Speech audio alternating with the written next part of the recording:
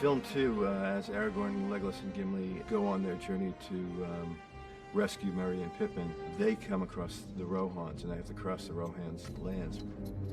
The Rohirrim, the race of people of Rohan, have lived in stoic isolation for a very long time. They don't really know that much about alliances, don't have faith in that anymore. We head north! Ha!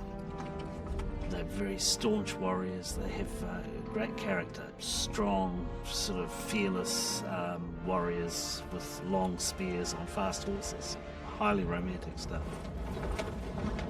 The Rohan kingdom has a very dangerous weapon, which is an incredibly well-trained and powerful cavalry. They're all cavalry riders. They live on plains, and they are horsemen. And if you have an army, a cavalry is everything. And they've survived a long time on their own merits, their strength, their cleverness, their bravery, and their horsemanship, and their pride, above all. It feels like you're stepping back into a slightly earlier period with the Rohirrim, and it's quite interesting, really, because it feels like the Fellowship do go on a journey backwards in time to a certain extent. The location for Edoras was, to me, one of the most beautiful, most impressive. I mean, it was exactly what you would dream, you would hope that Edoras would look like and feel like. It has the plains, and then it's the rocky outcrop in the middle with Edoras standing on top of it, and even down to the silver stream running through. It's just amazing. Every little thing that's in the film is a work of art. It's beautiful. The people there that were working on this thing, and all knew the books like the back of their hands, and all of them respected the depth of the world that Tolkien had created.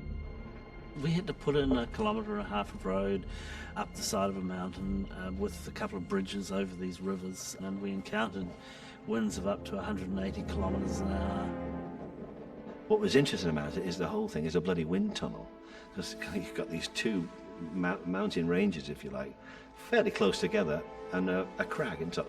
And the wind used to belt down there, you know. The rawness of the land, the fact that we found locations that had a lot of grass, a lot of straw, meant that they probably would have had thatched roofs. It was a huge project. I think they spent 8 months building it. And it was the first real place that I shot, and it was great to actually start in my home and just have this solid, huge building around me, the Golden Hall, and to be standing out the front of that, it was breathtaking. Tolkien drew a lot of his inspiration for the Rohirrim from his knowledge of Anglo-Saxon culture, and the Beowulf, a wonderful epic poem in which there is this hall which resembles very closely, I think, the Golden Hall.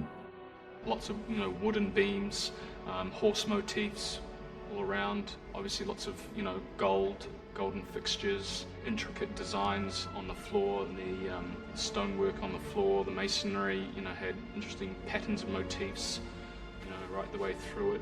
And sort of in the middle of it, there's this central fire pit, and the king sits right at the end of the hall, right opposite the door, and from there, that's where he holds court. Everything was constructed for the movie on this knoll, on this little hill. There was a majesty to that location, a secret valley. It seemed a very lonely place, but when we were there, of course, full of life, with all the amenities of a modern film being made. And action! And we only shot there for 3 weeks, and then they dismantled it.